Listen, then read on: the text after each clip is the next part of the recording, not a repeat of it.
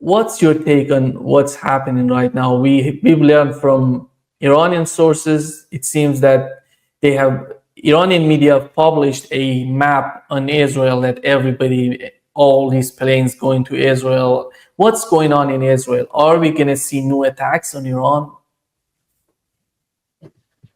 I believe we're headed in that direction.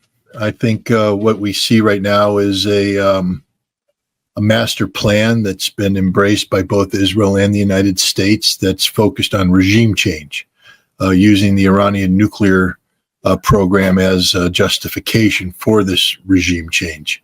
But it's, the American approach to regime change is long term. Look at the Iraq. It took a decade or more to get rid of Saddam Hussein from 1990 to 2003. Syria was a multi-generational, 20-plus year program of regime change. Iran has been under sanctions for some time now. This Israeli-U.S. attack has set Iran's nuclear program back. Hasn't eliminated it, though, which I think was by intent, because now it's what I call the inspection trap. It's the same, way that the United States trapped Iraq with weapons of mass destruction, trapped Syria with chemical weapons. Even though Syria gave up its chemical weapons in 2014, 2015 under OPCW inspections, the United States and the West continue to, make allegations of Syria cheating, holding on.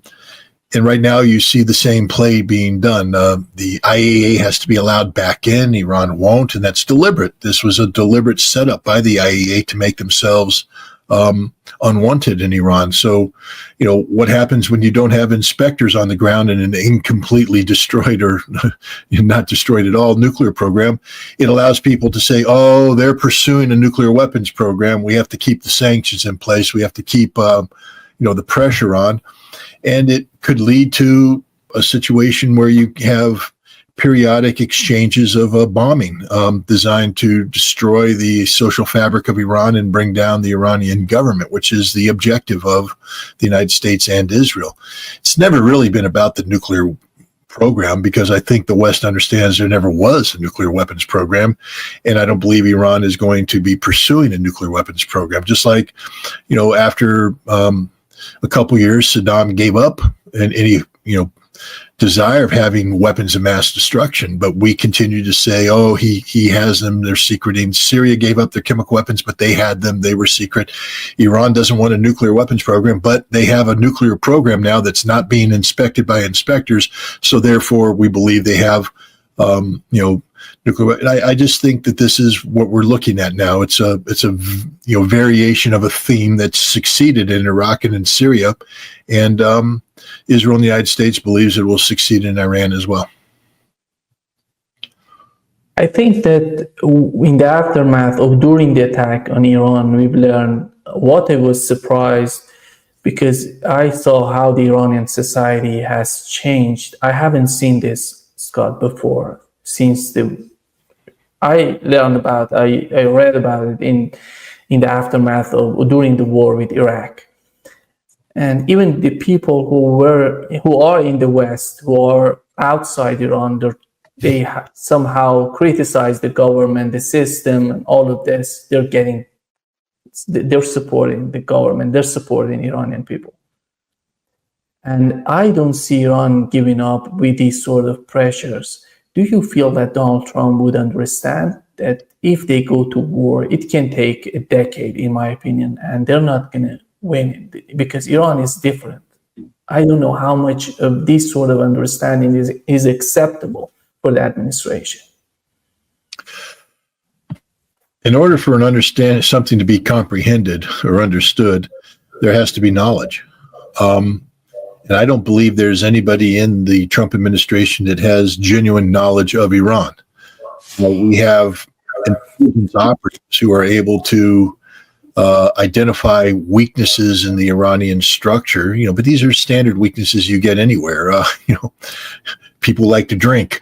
People, have sex outside of their marriage. People need money. All of these things are, human foibles that are vulnerabilities that are exploited by intelligence services for blackmail, for greed, etc.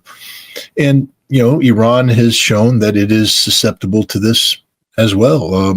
The Mossad and CIA have preyed upon, Iran's need for and use of foreign workers, and exploited these, the pipeline that's gone in to infiltrate people into Iran. There are people in the Iranian society that, for whatever reason, have become, fallen under the control of the Mossad and the CIA, and so, they can exploit the lapses in patriotism, I guess you could call it. But that doesn't mean that Iran is failing or that it's a weak society ready to collapse. In fact, I think, as you said, the evidence shows that Iran is coming together even stronger. The other thing that's different is that, unlike Iraq, Iran hasn't lost a war. If anybody thinks Iran lost this 12-day war, they aren't taking a look. You mentioned this map of this place is struck. Israel today won't allow anybody to truly investigate what happened at the sites that were struck by Iran. I guess the Channel 13 in Israel is talking about, massive damage and massive casualties. I don't know if that's true. It would be difficult for Israel to hide that many deaths. I believe that there would have to be, under the Jewish faith, funerals within a certain period of time. But the fact is, significantly more, targets were hit by Iranian missiles, a much greater number than's being declared by the Israelis, who are trying to, paint the perception of success. And so, Iran is not a defeated nation, and that's sort of the difference. The other thing, both Iraq and Syria, and I don't mean to insult any Iraqis or Syrians, but they were artificial nations, literally carved out of the Ottoman Empire by, France and Great Britain at the end of World War I, sustained for some time with monarchies that weren't, that were imposed on a disparate people who had nothing in common. I mean, Saddam Hussein's, greatest challenge was how to create an Iraqi national identity from Shia, Sunni, Kurds. How do you bring these disparate peoples together? And it was almost a mission impossible for him.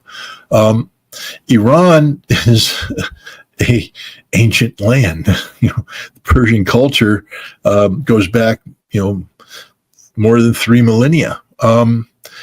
So even more. There's just a difference here that, Iran is a nation that's not going to bend the knee, is not going to yield. They haven't been defeated. And I think that there's certain expectations from the Trump administration, from the Israeli government, that aren't going to be met.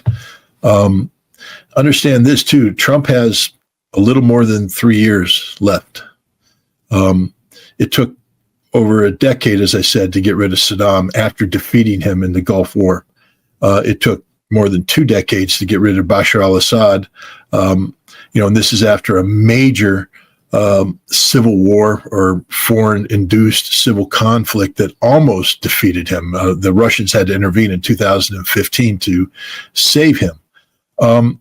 Iran hasn't been defeated. In fact, Iran has punched back very hard against Israel, and Iran still has the ability to intimidate the United States. If you don't think what happened at Al Udeid Air Base wasn't an act of Iranian intimidation, meaning that the United States was purposely trying to avoid major retaliation. Never once did Iraq have that kind of leverage over the United States. Never once did Syria have that kind of leverage over the United States. Iran continues to enjoy that leverage over the United States, and to an extent, Israel. Israel's not yearning to be, once again become a target of, Iran's ballistic missiles. So I think that, altogether, the United States and Israel are trying to superimpose a template that may have worked in Iraq, may have worked in Syria, but more likely than not is not going to work in Iran. When they're talking about attacking Iran, I would wonder, what do they want to achieve?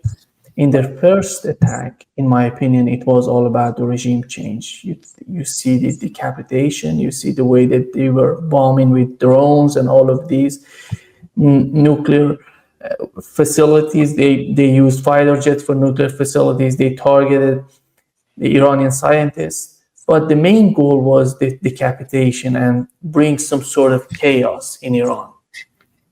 I don't see that coming with any further attacks on Iran. And I don't see that Israel would be able to defeat Iran in a war of attrition. Here comes the United States. The United States comes to the scene, and how do they want to be?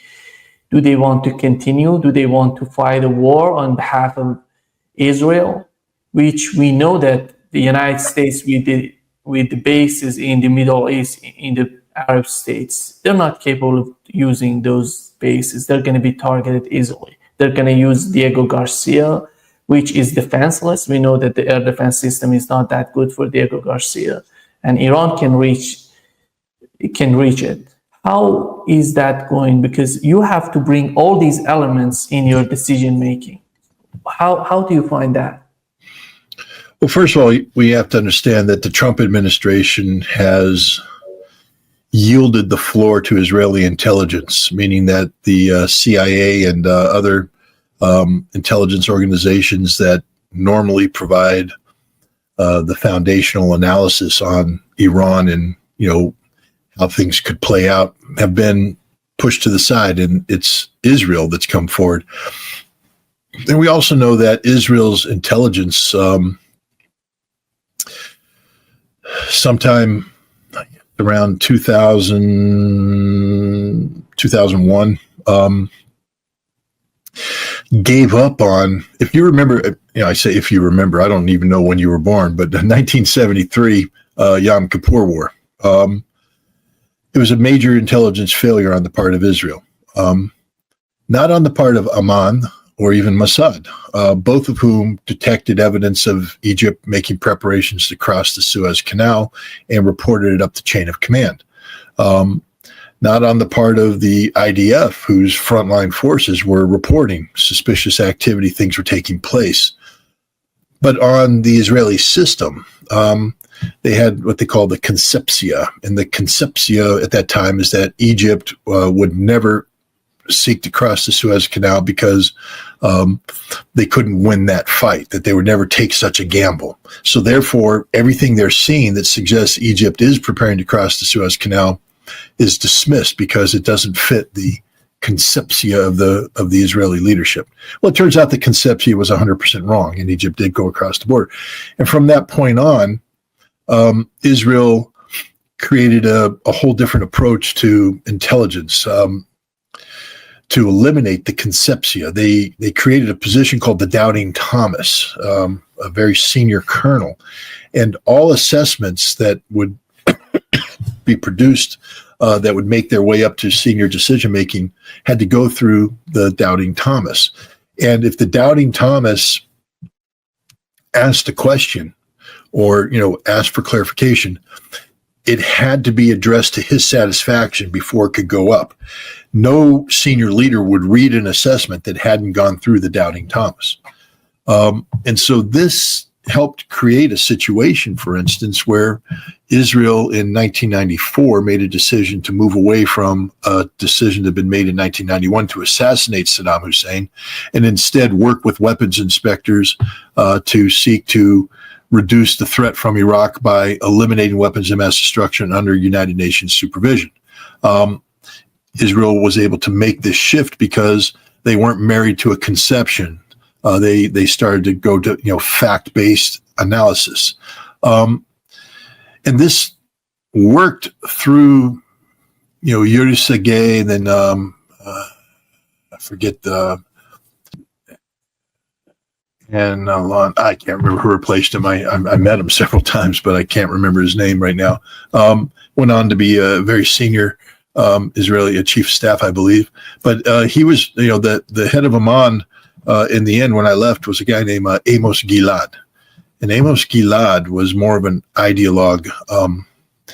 And he's the one who moved away from the Doubting Thomas and reintroduced the Concepcion. Under Amos Gilad, Israel walked away from the fact-based assertions and assessments that it made in 1998 that Iraq was largely disarmed and posed no threat, to, by 2001, saying Iraq had reconstituted its weapons of mass destruction program, and they had to be invaded so Saddam could be eliminated. Again, they went back to saying Saddam has to go. The Concepcion was back, and from that moment on, Israeli intelligence became horrifically politicized. And so now what you have is a situation where Israeli intelligence has bought into a model called the Nasrallah model. That is, if we just bomb them and kill their leadership, and then we attack the senior and intermediate layers of leadership, you'll get a collapse, is what they think they saw with Hezbollah. And so it's the Nasrallah model that was applied on day one of this conflict. They admit it now. They tried to kill Ali Khamenei. They tried to kill him the first night, and they were hunting for him throughout. They just couldn't get eyes on target, but they did kill senior and intermediate level leadership. This was their goal. Their conception is that if they can eliminate this leadership, the system will collapse from within. And the United States has bought into this conception, this Israeli model. And so I think that's where we're at right now, where the United States and Israel are operating under this fundamentally flawed notion of that if you just take out certain elements, the whole system collapses. But what you don't get in the United States is an appreciation for a couple things. One, the role played by democracy in Iran. This isn't a dictatorship. This isn't Saddam Hussein or Bashar al-Assad. It's not the dictatorship of the supreme jurisprudent, the supreme leader. The supreme leader has a very important role to play, But even the supreme leader is bound by the Constitution and bound by, the supreme leader can be impeached, even though he's the supreme leader. The Assembly of Experts can remove him. And should the supreme leader act in a way that is in contravention to the will of the people, the parliament, the president, the guardian council, expediency council, if the supreme leader moves in a direction, then he can be and will be replaced. The supreme leader is a position, not a person. So even though you have a name to that position right now, Ali Khamenei, he's 90 plus years old. The Assembly of Experts has already picked his replacement. They know who it's going to be. And if you kill Ali Khamenei, they have that. And as soon as they pick a new one, it's their job to pick a new. The Assembly of Experts is constitutionally required to have a list of candidates available to replace the supreme leader. So the idea that you're going to kill Ali Khamenei, they have 3 to 5 people waiting for that. Yeah. Correct. They've got a list. The system works in Iraq. It's in Iran. It's not a perfect system. No system is. But this is a system that functions and has functioned successfully for many decades now. This isn't, a young dictatorship or something of that nature. This is a system that has gone through the test of time, trials and tribulations. It's been stress tested before. We have seen a declining participation rate in the national elections. And that is something that worries the supreme leadership. But I would imagine that if you had an election soon, that you would have high participation rates because people are starting to realize how important it is to be sovereign, how weakened Iran becomes when they look to outside powers, how they cannot trust the outside powers. The fatal mistake of the West has been to allow itself to be denigrated inside Iran.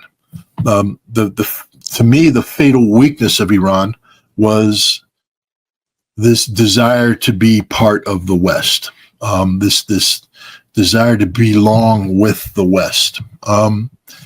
And the West has never given Iran a chance to be a part. Had they done so, we might be having a different discussion right now, because I truly believe that it would have been a big challenge for the Islamic Republic to survive a West that was willing to receive Iran and work with Iran, and that it would lead to, changes that were too rapid for the system to. Who knows? I'm just saying things that we'll never know, because it's the same way that the West screwed up in Russia. The best way to bring down Vladimir Putin wasn't to go to war against Vladimir Putin, but was to take advantage of the level to which the West had infiltrated Russia in the 1990s and continue to keep that door open, and try to outcompete Russia for, values and things like that would, but we did them the greatest favor by sanctioning them. Russia shut the door, and now Russia's totally solidified its position. They're not going to let the West back in. We've made that mistake with Iran. The West will not be allowed back in. This is it.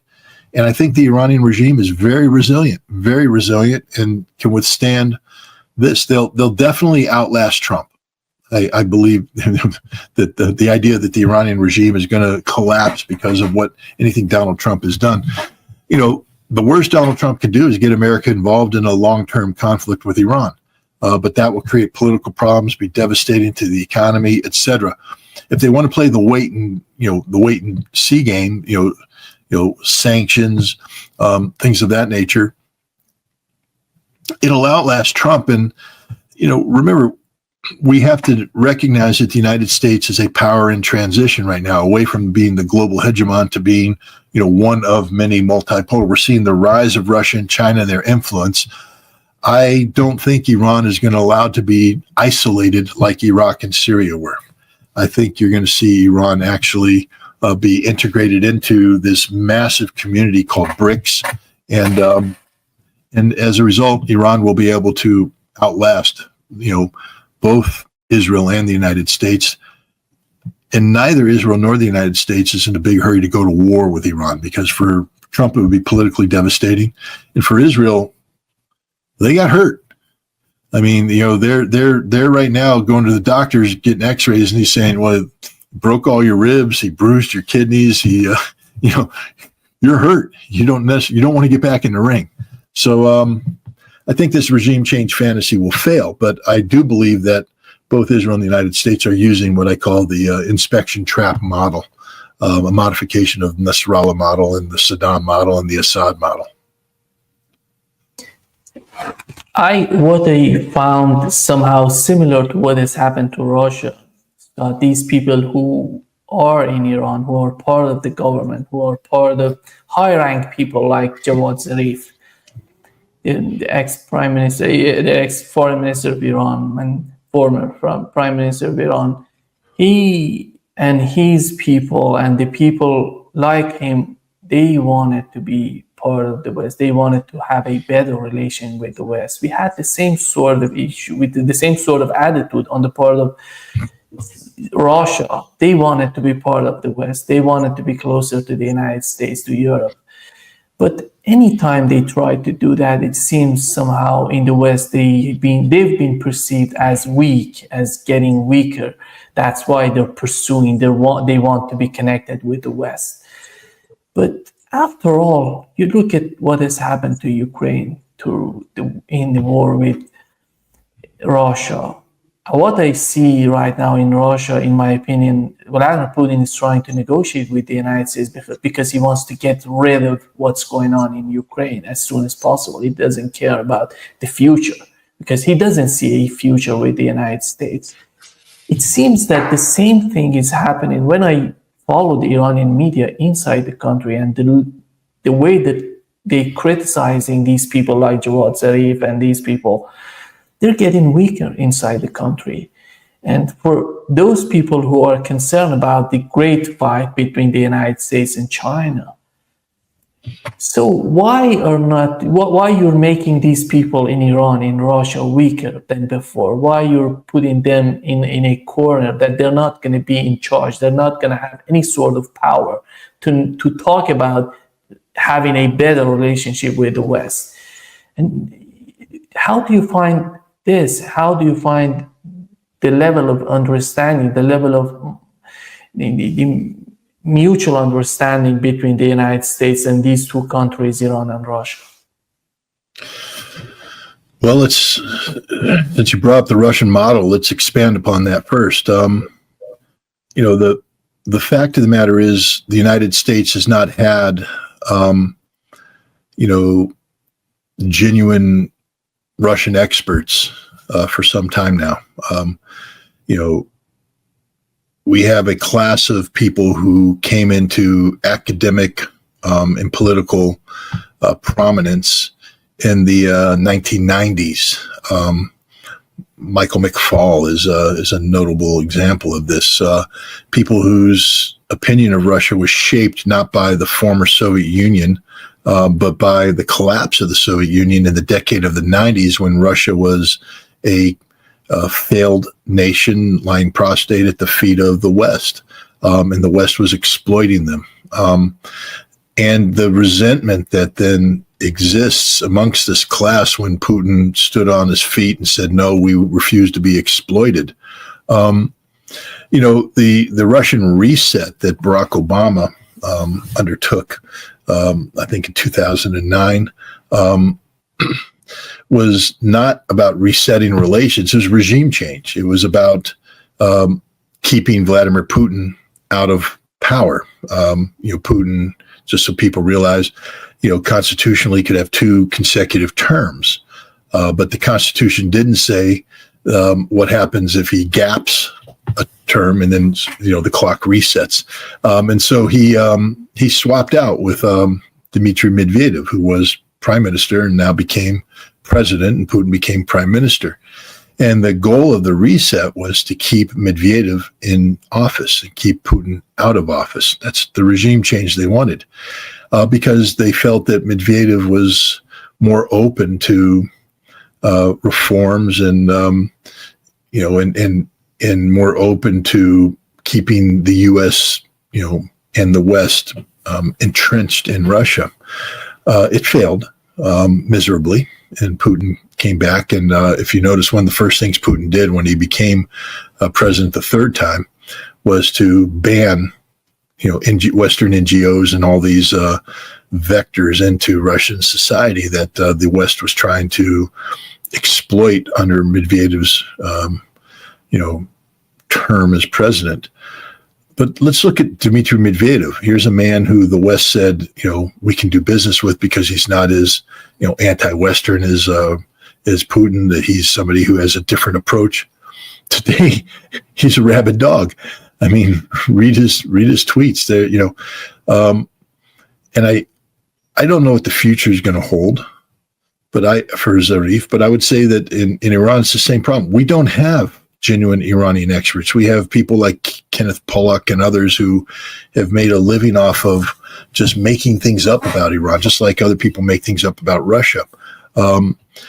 Academia has been hijacked by people who aren't bound by the reality of what Iran is today, but by the perception of Iran that's promoted by a diaspora that wants the theocracy removed and the Shah to come back. And so they don't promote, what's really going on. They promote this fiction, this fantasy. And so we don't understand what's happening inside Iran, just like we never understood what was happening inside Russia. Zarif, I've met him. He is very oriented towards the West. He is a Western, but he's also an Iranian patriot. And I think people should never forget that Zarif will never sell his nation to the West. And I will put, if we could gamble on things, I'd put money on Zarif becoming a Medvedev type figure down the road, meaning that, he is not going to betray Iran. And the more he's like a jilted, God, I don't want to say this to get him in trouble, but, a jilted lover, who says, I was betrayed by somebody who I gave my heart to, and bam, there's no hate like the hate that comes from a jilted lover. And there's not, look at Medvedev. He has turned on the West. He is not sympathetic, a fan of the West at all, because he's been used by the West. Literally, he was used. He was lied to by Barack Obama, straight up lied about New START and ballistic missile treaties and defenses and NATO expansion, because they viewed him as weak. And the West, they don't respect Zarif. They view him as weak. They view him as culpable, pliable, exploitable. And once Zarif realizes that that's how the West treats him and viewed him and everybody else of his ilk, they're not going to go crawling to the West saying, oh, I want to be part of you. They're going to, because they're Iranian patriots, and they're going to say, okay, well, then the hell with you. And you'll see they'll become even more hardline than the hardliners, because there's, they know the truth. They have experienced the letdown. And I think that's what's going to happen in Iran. I don't think there's going to be this class of pro-Western people, working with the West to bring down Iranian society from within. I think it's just the opposite. People who wanted to work with the West now being awakened to the reality of the West, and they'll rally around the theocracy and the regime, but more importantly, they'll rally around the Iranian people in the nation of Iran. And that's the way I see this going.